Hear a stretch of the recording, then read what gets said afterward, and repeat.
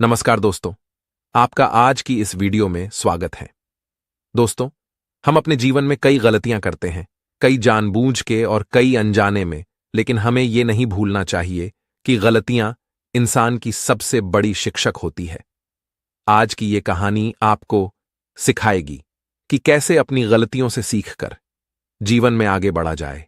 एक आश्रम में एक बौद्ध भिक्षुक अपने शिष्यों से कह रहे थे, इंसान कई बार अनजाने में और बहुत बार जानबूझकर कुछ ऐसे कर्म कर देते हैं जिसका पछतावा उसे जीवन भर रहता है। फिर चाहे उनसे आपको कुछ देर के लिए फायदा मिल जाए, लेकिन धीरे धीरे इन बातों से आपका मन आपको कमजोर बनाता चला जाएगा। इसलिए यूं खुद सुखी रहने के लिए यह जरूरी है कि हम दूसरों का नुकसान न करें और ना उन्हें नीचा दिखाने का प्रयास करें। सभी शिष्य अपने गुरु के इस उपदेश को बड़े ध्यानपूर्वक सुन रहे थे। एक शिष्य तभी उनसे कहता है, गुरुदेव, जब किसानों के खेत में जंगली जानवर आ जाते हैं तो उन्हें भगाने के लिए उन किसानों को उन्हें डराना पड़ता है जिससे उनकी फसलों का नुकसान न हो। अगर कोई जमींदार अपने मजदूरों से काम के चलते सख्त होना पड़ता है तो इसमें कौन गलत है? गुरु ने मुस्कुराते हुए एक पेड़ की ओर इशारा किया जिस पे बहुत कांटे लगे हुए थे और कहा, ध्यान से सुनो, तुम्हें इस पेड़ पे क्या दिखाई दे रहा है? तभी एक शिष्य कहता है, गुरुदेव, इस पेड़ पर मुझे फल लगे दिखाई दे रहे हैं। तो उनमें से दूसरा शिष्य कहता है, गुरुदेव, इस पेड़ की छाया में कोई भी इंसान बैठ सकता है। तभी एक शिष्य सबसे अलग जवाब देता है। वो कहता है, गुरुदेव, मुझे इस पेड़ की लकड़ी बहुत महंगी लग रही है। तभी गुरु उनसे सवाल करते हुए कहते हैं, मान लो अगर कोई व्यक्ति इस पेड़ को काटने के लिए आता है और उसे कांटा लगता है तो उसमें इस पेड़ की कोई गलती है? क्या पेड़ ने कोई बुरा कर्म किया?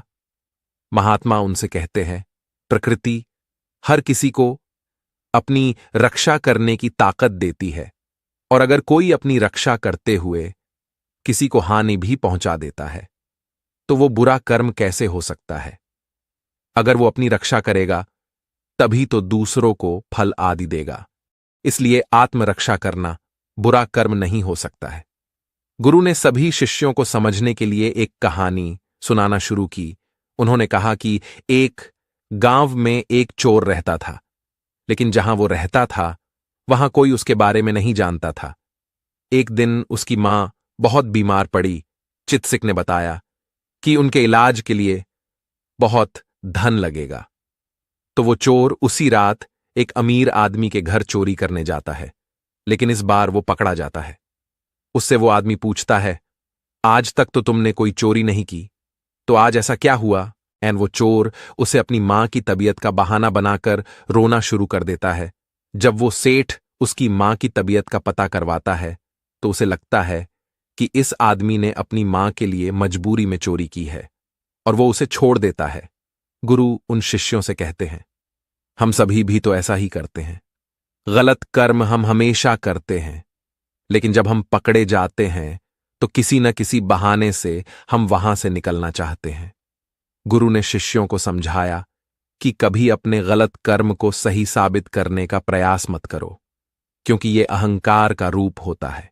हमारा अहंकार ही हमारे गलत कर्म को सही साबित करना चाहता है, और ऐसे ही हम अपने अहंकार को बढ़ावा देते चले जाते हैं।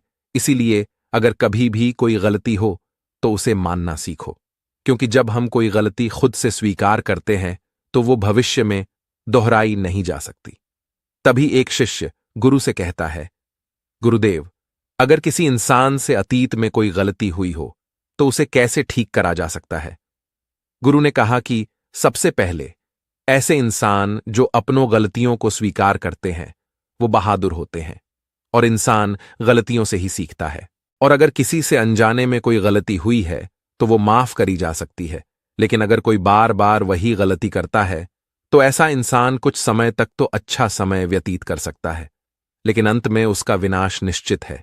महात्मा कहते हैं कि इंसान को अपनी पिछली किसी भी गलतियों का बोझ अपने दिल पे नहीं रखना चाहिए, क्योंकि इससे वो अपनी पूरी उमंग और उत्साह से काम नहीं कर पाता। इसलिए गलतियों से डरने की जगह उनसे सीख लेना सीखो। तो दोस्तों, मुझे उम्मीद है आज आपको कुछ सीखने के लिए मिला होगा। धन्यवाद।